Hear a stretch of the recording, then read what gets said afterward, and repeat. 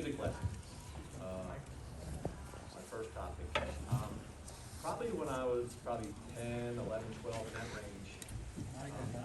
No? Did you hit the offset? Testing.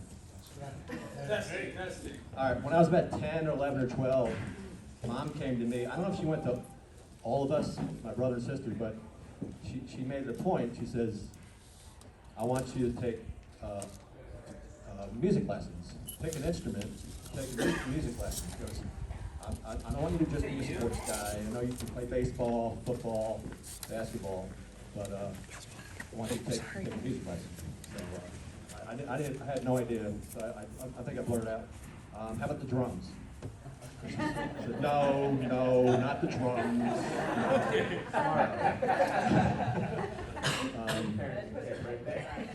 So it came around to the guitar, and my heart wasn't in it. She's like, I wish that my father and mother made me take music lessons so that I would know how to play a musical instrument now. So I was forced to pick an instrument, and I picked the guitar, and I had a lesson once a week, and I never practiced from week to week. And a month went by, 2 months went by, maybe 3, and she gave up. She gave up. She realized she was wasting her money trying to turn me into a musician. It wasn't in the cards. A musician. So I don't have any musical talent. But she tried. She tried to make a Renaissance person out of me, I guess. Laughter. I thought of this. We growing up used to, I call them, we enjoyed some of these comedies, movies that were more kind of idiot characters.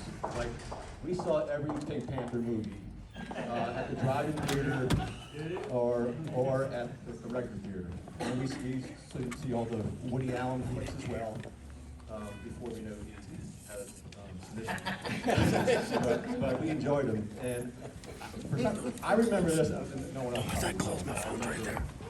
After we saw one of the flicks, like a year later, the flick came on TV, like a Woody Allen movie, at a friend's house.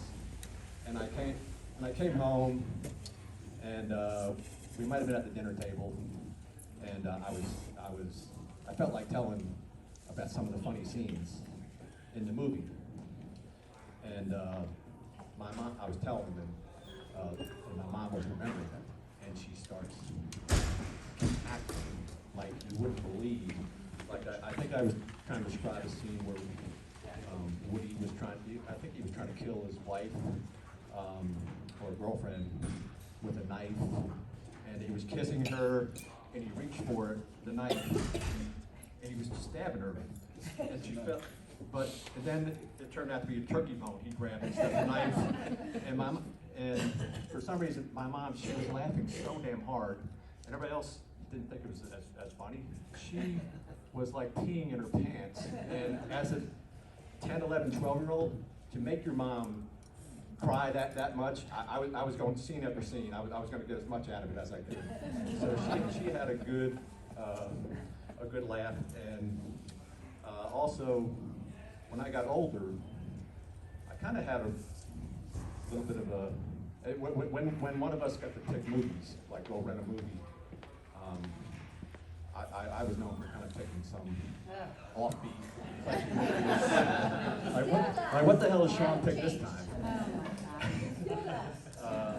But my first year home from college, it was Christmas time, and I had seen The Christmas Story, which everybody's probably seen a million times now. It had come out when I was in college, and I saw it the first time, and I thought, oh, that was a good movie. I think my family would like it. And They love it. Oh yeah. And rented it, and there were 3 or 4 scenes that my mom just went wild. When Santa took the foot to Ralphie to slide his ass down the slide. And I think it caused all of us to laugh even more. Yes. When Swartz got his ass kicked by his mom for Ralphie making that lie up, that impeaching curse words. That's right. She fell out of the damn chair. So that was a good choice. Marriage encounter topic. Mom and Dad were involved in something called marriage encounter. It was I think a religious group that couples would go on weekend retreats and things like that. And I think the Scarpullas and the Clearys on our street might have been involved and convinced Mom and Dad to do it. And that was a period of their life where they met friends. And what I kind of remember, sometimes the children got to come to some of the events, and they kind of had these cheesy, like Jesus in the '70s. I call it the Jesus music movement style rock, the Kumbaya. Kumbaya, my Lord, Kumbaya. Go on for 10 minutes, and then this little light of mine, I'm gonna let it shine for like 10, 15 minutes, and just repeating that damn thing over and over and over. But I think they enjoyed it. They made some friends out of that. Let's see. Oh, my dad already mentioned being late was a characteristic of my mother.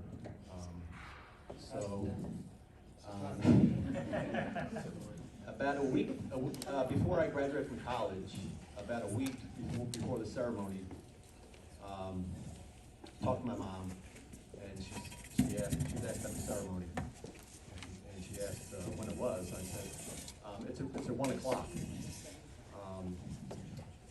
She said, okay, and she's bringing, Pop and others up for the ceremony. So a few days before the graduation, she calls me up and says, hey, I got a written invitation from your college, the ceremony. It says it's at 2 o'clock. I thought you said it was at 1 o'clock. Well, I wanted you to come to my ceremony.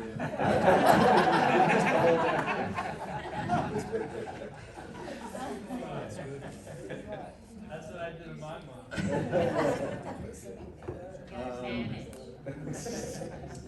mom. Another topic is there was a farewell party at the Scarpulla house. When we moved to Valley Cottage, the Scarpullas they were almost like family across the street.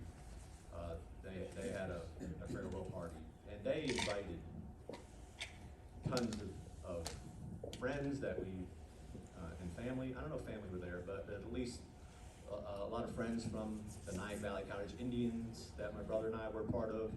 All those families they met. Maybe some of these marriage encounter people. It was almost like through your life.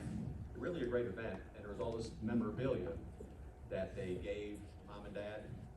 And Mom is like some other Diaquanis, where these things that she got, she kept and held on to them.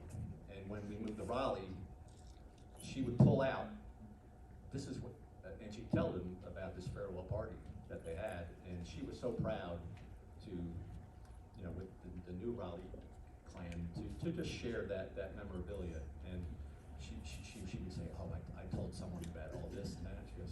They said, oh, you must have been so loved back there. And it really meant a lot to her. Things like her 40th birthday was in Raleigh, and I do recall a lot of memorabilia there. And she loved, I think it was Uncle Tom might have wrote a song, a spoof. It was to Country Road. And the one verse I remember is, you know, my mom was a big shopper. And I don't remember much of the lyrics, but it was, hold on. Where is it? Oh, yeah. Slow your pace, it's all been sold. Yes, Virginia, checkbook mama, take me home, country road.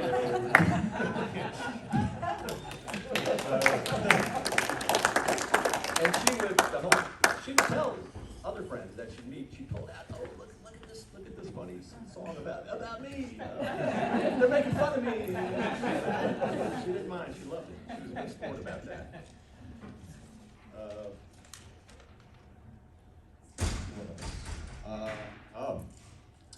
The priesthood.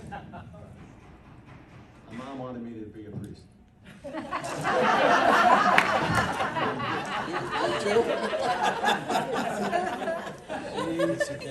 She didn't give up on that. Well, I don't know if it started in my teenage years or college. You know, you really should consider it a priesthood. I didn't always what to say. I didn't want to offend. But but I like girls. No, and even I didn't get married in my 40s, but even in my 30s, when she'd send a birthday card, she'd say, it's not too late.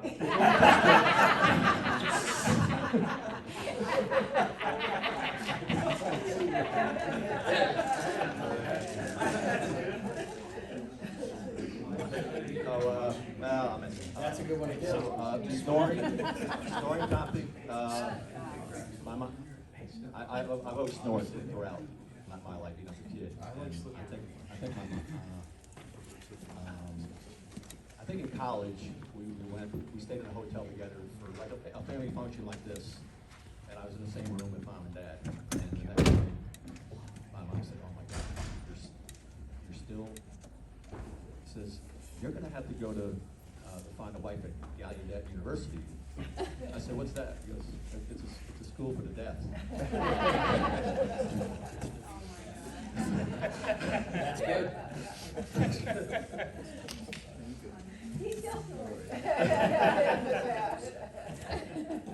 The last memory I'll tell you guys about is in the spring of 1981. My mom and dad went on vacation. They went on a cruise out of New York. A cruise that left out of New York. They went with probably 5 or 6 friends. There were no family, I think, that went on this trip. And it was just mom and dad. And it was like a week cruise, Saturday to Saturday maybe. And so Joey, myself and Christy, we got scattered around Valley Towers to stay at different neighbors' homes so we could go to school that week. And something happened while they were on vacation. Sadly,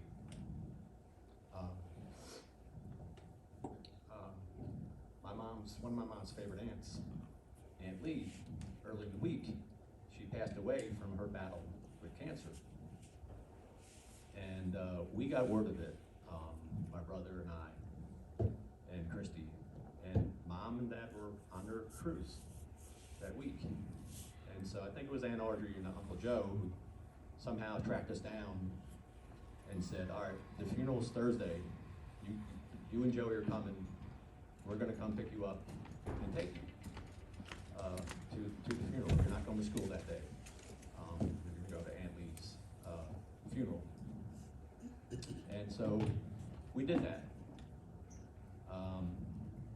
And after it was over, I think Joey and myself and Christy kind of had a little preparation meeting of how are we going to tell Mom when she returns from her vacation about Aunt Lee.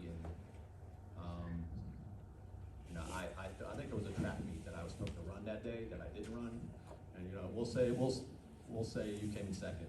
We'll let them come home first for the first hour or so, and let them tell us, not the first thing comes out of our mouth is going to be that this happened. And so they were so happy for their vacation, and after a while, I think Joey pulled Dad aside and told my dad, and then my dad had to tell my mom about Aunt Lee. I think I might have left the house not to want to hear or to I knew it wouldn't go well because she really loved that aunt. And what I remember, my memory is that was on a Saturday, and the next day was Sunday. I believe it was Easter Sunday, and we all, I think we went to Dee Simone's house for Easter, and it was kind of a somber Easter because Aunt Lee had just been buried a few days before, and my mom in the backyard. This Aunt Lee was my grandfather, Pop's sister, and when my mom saw Pop, she went to him, and she bawled like I'll never forget. You could hear two houses away the emotion, the tears that she felt, and it was good. She was, in a way, she was deprived of what we're going through now, of all being together for the passing of a loved one. She was deprived of that, and she needed to let it out. So not only did it teach me, the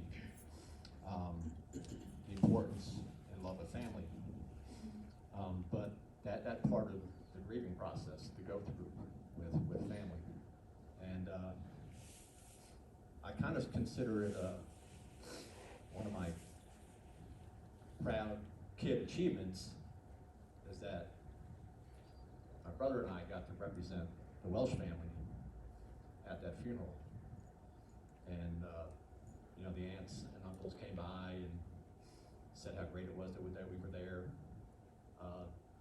and it was really special. I may have had my first gin and tonic when I was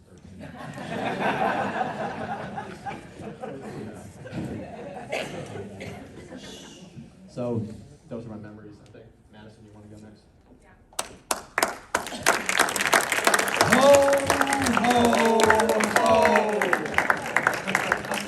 Ho, ho. If you have your appendix, raise your hand. All right, now we're going to let the girl who doesn't have her appendix go. Madison Lee Welsh, the Golden Girl. That's the book, She looks a lot.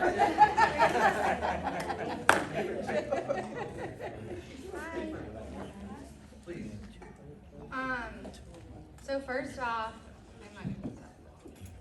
Jump again. I just want to thank everyone that donated to She Rocks.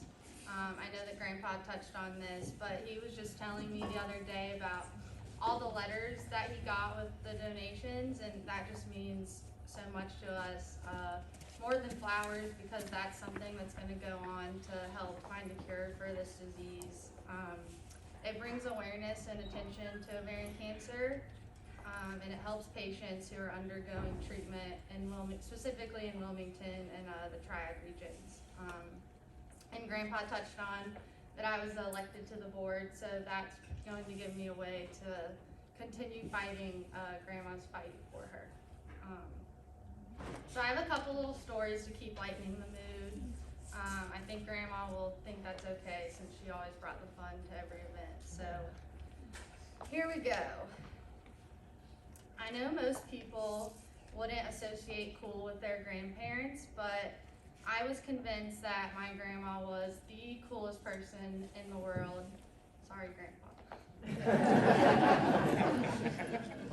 So I have 3 examples to show just how cool my grandma was. So the first example is my first encounter with the cops was with my grandma. When I was always little, she would let Anthony and I stand on the little armrest in the middle and poke our head out of the sunroof. And it was so much fun.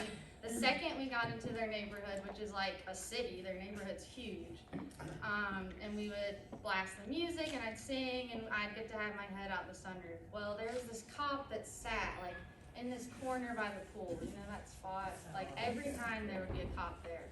And he pulled us over, and he's like, you know, ma'am, it's really not safe to let your 6-year-old have their head out the sunroof window. And Grandma just played dumb, and she's like, oh, I had no idea, you know. So that, and then she let me do it the next day. So okay, example number 2 of how cool Grandma was. She introduced me to skinny dipping. And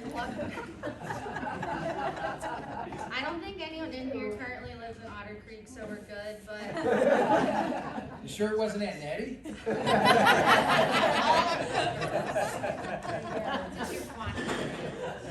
so one of the many nights at Otter Creek, we would walk over to the pool at night, we'd sneak in and we would just drop our drawers and get in the pool.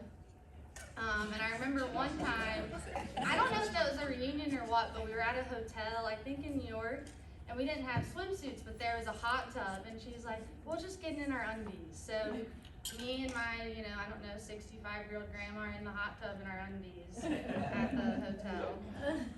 And that tradition lives on in this family as my brother. There he is.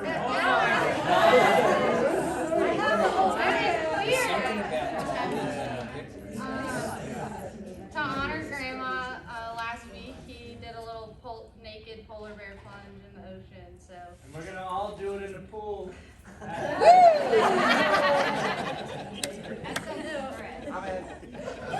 Okay, example number 3 of how cool my grandma was. So, in the 2nd grade, I think it was, she taught my whole class our first curse word. So she would come have lunch with us on our birthdays. So she came from Raleigh to have lunch with us. And she's like, do you guys want to hear a joke? And of course we want to hear the joke. I'm sure everyone knows it, but just play along with me. So she would go, knock knock. Who's there? Madame. Madame who? Madame foot stuck in the door. And we just thought that was the coolest thing ever, that my grandma saying damn in school. So as you can see, Grandma truly was just the coolest person on the planet. And I remember thinking, when I grow up, I want to be just like Grandma. Not just because she was a rule breaker, but because she made her own rules. If you've ever been shopping with her, you know this all too well. Most of us bargain shop at like a flea market, but at Harris Teeter with the butcher, like anywhere she goes, she's bargaining and she's getting it for cheaper than what it's for sale. She made her own prices, her own parking spots. We were getting more fun. Like she drove up on the boardwalk one time. Good, right? Like Grandpa said, she made her own appointment times and she just had her own rules. Even with her diagnosis, she made her own rules. They told her 6 months and she said that's not happening. The doctor would tell her to rest after chemo and she would have dinner on the table by 7. She has always lived to her own tune and has taught us all to do the same. I still hope that one day I'll be as cool as my grandma. You already are. Well, she's working.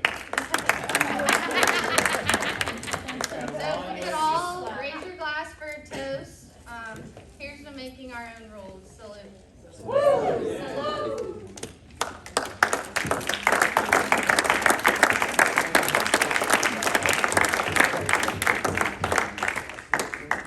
Anybody else? Brave. Anybody? Brave. Aunt Nettie. Just Oh, that's right, Ricky. Ricky representing, you're a Mets fan, so I can't say that. Somebody's gotta be in last place. Well, I'm hitting for the Welsh family today. My sister Ellen wanted me to read this. Sorry, I don't have purple hair, so I can do the representation. Prove it. This is what she wants me to read. I want everybody to know how much Aunt Ginny meant to me. When someone chooses you to...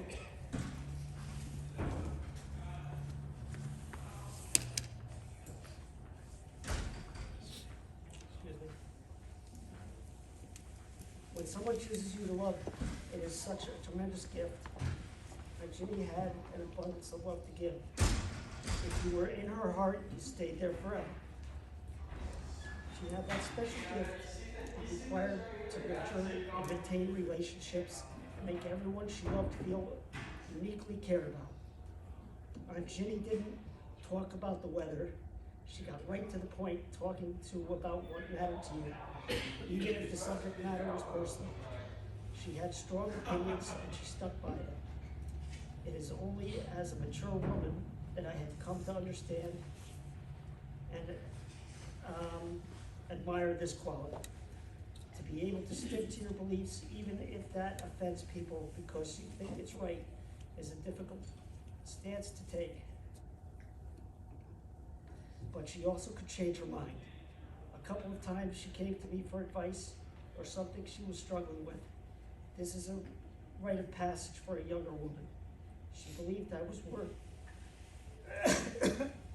worthy of impairing wisdom, and she listened to me. Ginny met my mother, Sheila, when she was a teenager. Dating brothers, Ginny's loyalty to my mother was one she was uniquely positioned to give, and I will never forget her for it. She made sure my mother was always included in the Welsh family.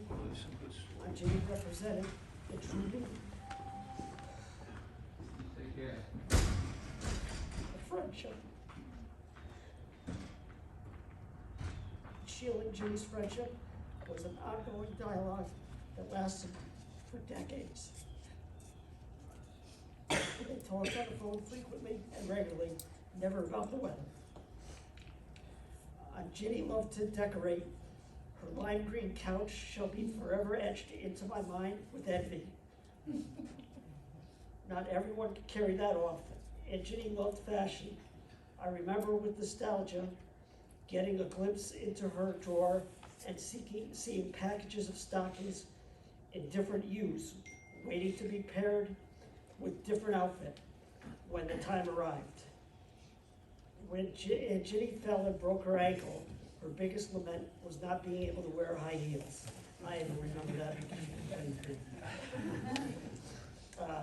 Ginny once told me about her own grandmother and the love that she felt for the older woman as a child. She said everyone should have someone love them like that once in their life. To Aunt Ginny's grandchildren, I say, you have had that love. Hold it in your hearts always. I extend my heartfelt condolences to my beloved Uncle Joe and my first cousins, Joey and Sean and Christy. Your loss is immense. You guys pulled together in your wife, your mother's final weeks, so she could fly with dignity and comfort from her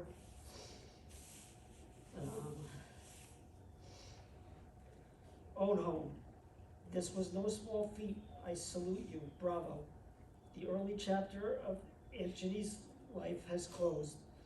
Now we, who have loved her, carry us seed, and she planted in our hearts that will decide how to nurture and grow. I love you, Aunt Ginny.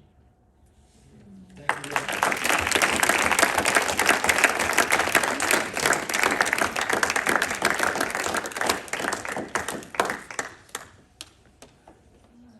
Let me tell a story about Rick real quick.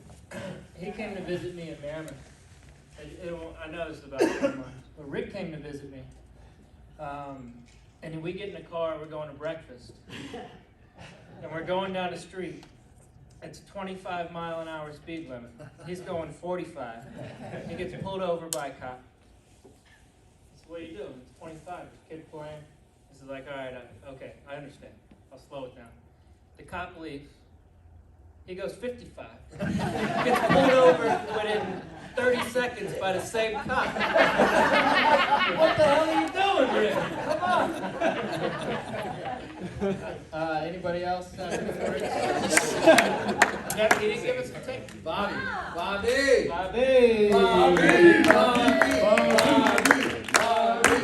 Well, y'all know I don't need this. I'm loud enough. I'm the over emotional one, so I'll probably be crying. Just to share a few stories with Jenny. I'm really gonna miss the nonverbal communications you would have with her, the looks, the funny little things. Whether, you know, Joe was, come on, we gotta go, and she'd look at me and be like, whatever, right? And you know, same with Kristen. She'd look at me like, what did I do? Kristen would be yelling at her, what did I do? I don't know, Jenny, and we just laugh about it. So I'm really gonna miss that. I did disappoint her one time. It is all Maddie's fault. Everything is. At your graduation, you decided you wanted the Moscow Mule Cup. Oh, So, the restaurant. you know, my niece Maddie, or she wasn't my niece at the time, I don't think, but she goes, I want that cup. Okay. Cup, right? And the next day we went outside and I gave it to you in front of Jenny, and the next day Christy gets a phone call. I'm very disappointed in Bobby. He stole that cup. Restaurant. So the next year for her Easter basket, we got her a big Moscow Mule Cup. But she instantly welcomed me into this family. Even before we got married, I felt very much a part of the family. And unfortunately, I've been dealing with this effing cancer for 11 years now, with my own mom and now with Jenny. And after my mom passed and we came home from the funeral, they came over that night for dinner, Joe and Jenny did, and she took me to the side, because you know she'd always have that little one-on-one moment with you. And she touched my face, and Jenny had never met my mom. And she said, your mom was very proud of you, and she will always be with you and watching over you. And it was a very comforting thought, and I thought about it for a long time, and I've come to realize that she shared that with me because that's how she feels about you guys. That's what she would want to tell you, is that she's very proud of you, and she loves you, and she's always going to be with you. Thank you. Thank you, Bobby.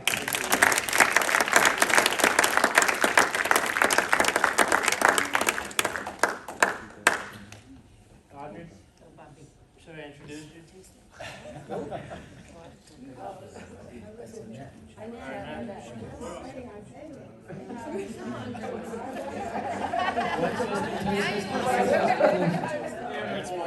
How's that? And Audrey. I know my younger sister is good at this one, and I'm not. But I should say something. We've already mentioned, or Chrissy mentioned, how Ginny, as a kid, used to get out of housework. Every Saturday, we were all supposed to clean, and I was in charge because I was the oldest. And she would scoot out the door. She'd rather be doing yard work than housework. She loved plants. I never saw my sister go buy a plant, even if it wasn't hers, without plucking off dead stuff and filling it with water. She loved plants. And I remember on one of our nature trips, every time I came down here, we'd go for a nature walk. And she said, you know, when I die, I want to die when the lilacs are out. I said, Ginny, you'll be dead. You won't be able to smell them. She said, I'll smell them. So about a day or two, my other two sisters said, we should get something in memory of Ginny. I said, a lilac bush. I want her to smell the lilacs.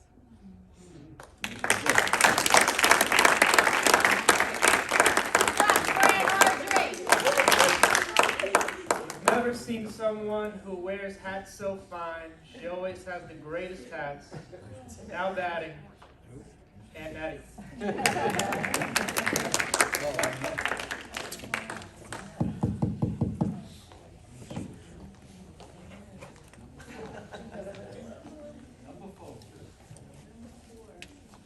I am Ginny's babysitter. Sitter. Good work. I am Ginny's baby sister, Aunt Nettie to some, Net to Ginny. I'd like to acknowledge our Jaquani and Vitarella cousins, nieces, nephews, and Aunt Marietta that couldn't be here today. They were vigilant prayer warriors for Ginny, and many of them reached out to me with their condolence, sending wine, sausage bread, and cookies for our celebration of Ginny's life. Cousins remember the many trips up to New York Ginny and Joe made over the years for family gatherings, and they earnestly wanted to be here today. We lived in a white stucco colonial home in White Plains, New York. My parents were hairdressers, and they had their salon in our home, complete with a separate entrance. Recently, Ginny and I were talking about the upstairs floor plan of that house. Our parents, Audrey and Ginny, had their own bedrooms. Diane and I shared a bedroom. I couldn't remember if Ginny's room at the end of the hall had 2 windows. It did, she said, and then went on to describe the view from the side window. The big tree that reached up to her window, the lily of the valley, her favorite, her May birthday flower that circled the tree. My bedroom faced the front of the house, and I got a good view of Ginny and Joe smooching on the front steps. They were going steady, and Ginny wore Joe's steppin' ring around her neck. The ring had wax in it, so you could wear it on your finger. I once tried it on, and it got stuck. My sister held my hand under the faucet, running hot water over the ring until the wax melted. My sisters and I were often referred to as the 4 Daquani girls, the 4 of us. Amongst 4, Ginny had her unique style. Once it turned her green. In that beauty parlor, Ginny and a high school friend used the hair dyes, and Ginny's hair turned green. She had to go to school with the green hair before my dad helped her out. My sister taught me a lot of things, which you would expect from an older sister. However, it's the caveats I remember. Order off the menu. Our family was cruising the Fort Ticonderoga ferry in Lake George, New York. My dad was taking lunch orders. The choices were hot dogs or hamburgers. Ginny ordered a BLT.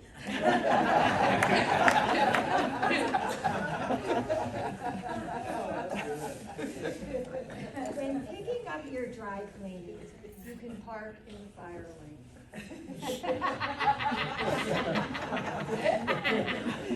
There is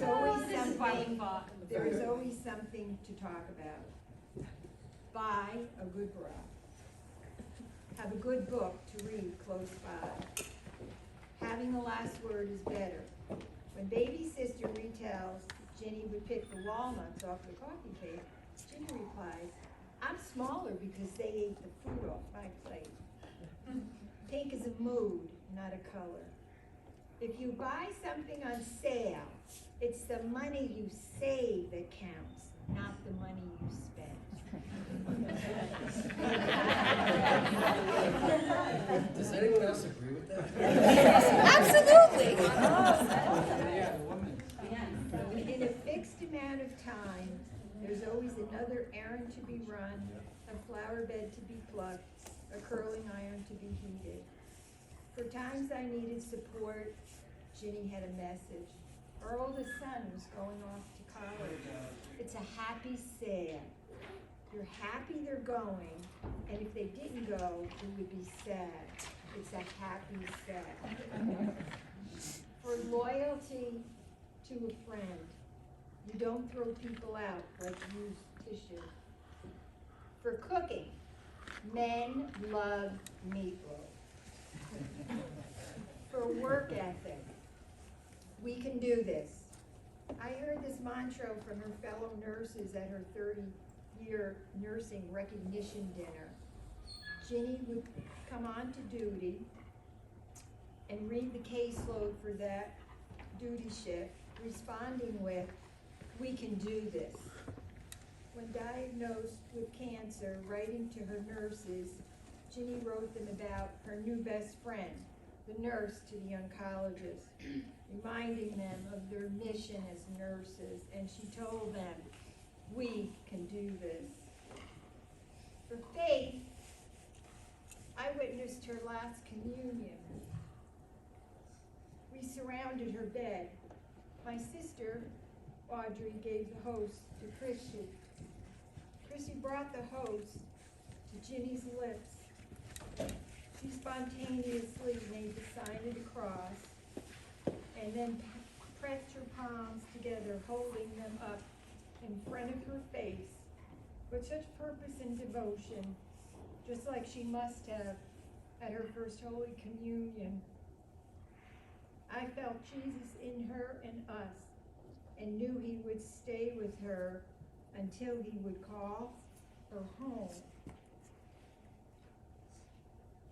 5 years ago, my sister heard her oncologist give her a heinous diagnosis and life expectancy. My sister ordered off the menu and charted her own course. She gave time a run and showed us that we can do this.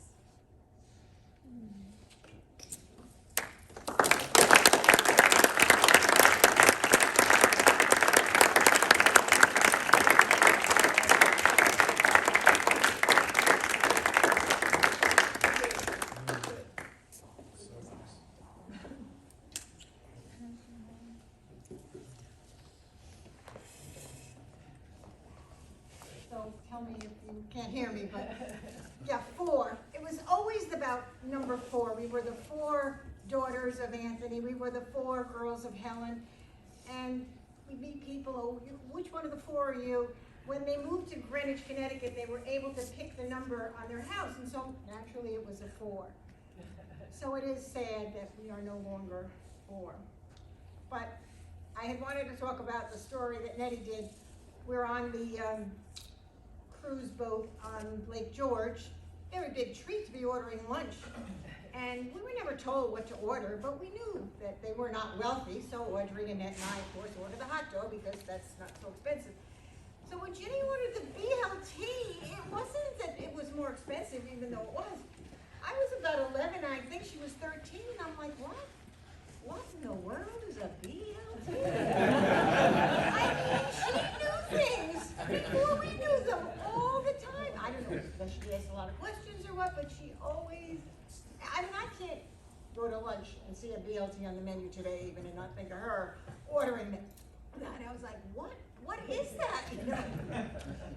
So I want to tell you about a Christmas movie that I saw this Christmas. And then he calls me up and says, you will have to see this movie. It's called Beyond Christmas. And it was done in 1940. Well, 1940 was the same year Mom and Dad were married. And I thought, gosh, maybe my parents saw this, their first Christmas married. There's 3 men that work together and they're friends. And there's an accident and 3 of them die and they leave this earth. And you see life going on with their friends on earth. And then you go back to them and this great light appears and you hear the voice of God call one of the men and says, this is your time, I have come for you. He says goodbye to the other 2 and walks into the light. Goes back to what's going on with the friends and again goes back to them and the light appears again and you hear the word of God call the second man saying, this is your time, I have come for you. He says goodbye and walks into the light. Going back to the friends on earth, they're making poor choices and life is kind of messed up. So goes back to the single man, I believe his name is Michael, and the light appears and God says to Michael, this is your time, I have come for you. And he says, no, I cannot come. I need to stay here to try to influence my friend who's messing up his life. And God says, if you do not come with me now, I can never come back for you. And the light disappears. Well, the friends kind of resolve their situation and all, and then we're back to the man Michael, and the light appears. And God says, Michael, I have come for you. And he says, I thought you said you were never coming back. And he said, yes, you're right. But it was your mother. Your mother never stops asking me. Your mother never gives up. And then Michael walks into the light beyond Christmas. So I want to say to my niece and my two nephews, life was the same in 1940 as it is today. A mother's love is so great. And your mother is going to continue to do for you. Amen.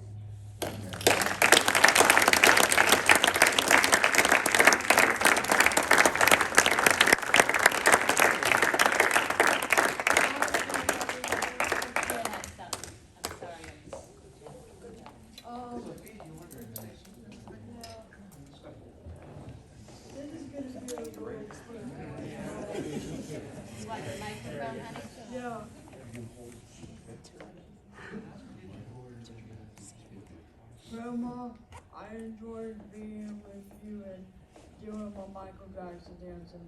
We miss you, Grandma, and Grandma, we hope to see you soon, and we wish you could be with us, man. And guys, I know this has been a lot to say about her, y'all, but I'm running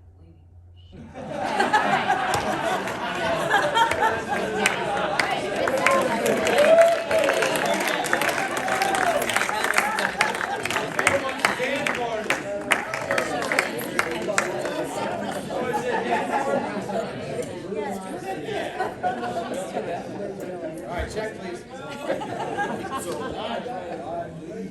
So as an outlaw, I kind of came to the wrestling match later on. I'm just very grateful for my brother-in-laws and my sister-in-laws and my sister-in-law Ginny. And today it was said that my brother-in-law Joe was the rock that allowed Ginny to be the person she was. Joe allowed Ginny to be everybody's special memory today. And there was a long time ago that as an educator you always treasure the days when you get a few more days off than you're supposed to. And it was a confluence of a high holy day Jewish holiday on Friday and Columbus Day on Monday. So a teacher gets off on Thursday, doesn't have to be back to school Tuesday. Nettie and I flew down to Carolina Beach because it was Joe's 50th birthday. And we heard there was going to be this production. And I think Sean was the producer. It's an okay life. It's an okay life. So we surprised, we surprised Ginny and Joe, just Nettie and I, and it was time to go back. And so now it's Monday night late, and Ginny drives us up to the Wilmington airport to fly home. And back in those days, there had been some hijackings, skyjackings. So there were metal detectors for the first time, and there were sky marshals. But Ginny brings us to the airport, and we're all yucking and happy, and I'm like, Joe, I'm looking at the clock, we're gonna miss the flight. Ginny's talking, and maybe wants to stop to buy something, I don't know. But we get to the airport, and we have to go through the metal detectors, and we're taking home a big hunk of Joe's birthday cake. And it's in a plate with a piece of aluminum foil. They don't sell cake here. You can't do that. These are the good old days. The planes had propellers. No, I'm kidding. But so we're walking to the metal detector. Ginny says, Jim, remember, I put the gun in the cake. I mean, this is all true. This is absolutely true. And, you know, the Sky Marshal stopped everything. You know, they took the cake, they opened the little book. And I'm saying to the Sky Marshal, you know, it's a joke. We don't have a gun. And Ginny is now trying to make up a little bit, but she's not helping the situation. Your wife wasn't helping the situation. And the Sky Marshal said something to her, and she said something back. And it was going to be, you know, the next call was going to be the policeman. It really got quite out of hand. And I groveled. But the whole point of this story is, Ginny said to these people, my husband travels through this airport all the time, and he's going to hear about how you treated us, and you're going to have trouble. And,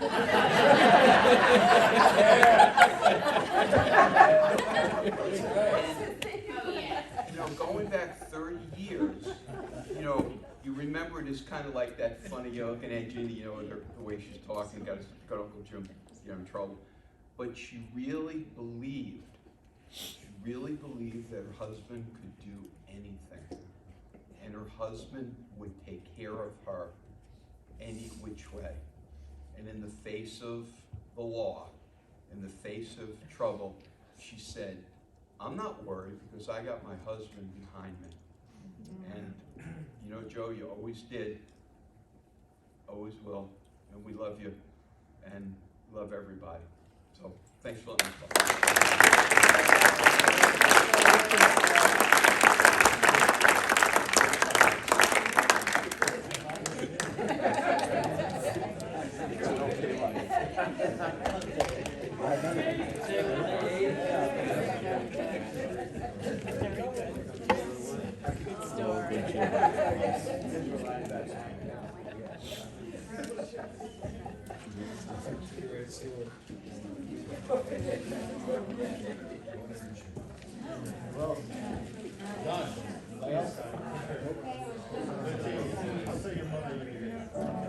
If I could just say a couple words here.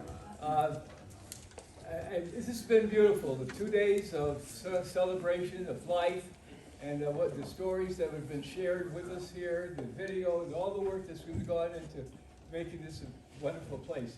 I kind of thought ahead a little bit to think what Ginny is thinking about right now. And I have a few things, and I put it kind of into Ginny's words here. Fill not your hearts with pain and sorrow, but remember me in every tomorrow. Remember the joy, the laughter, the smiles. I've gone to rest a little while. Although my leaving causes pain and grief, my going has eased my hurt and given me relief. So dry your eyes and remember me, not as I am now, but as I used to be. Because I will remember you all and look on with a smile. Understand in your hearts I've gone only to rest a little while. As long as I have the love of each of you, I can live my life in the hearts of all of you. Amen. Amen.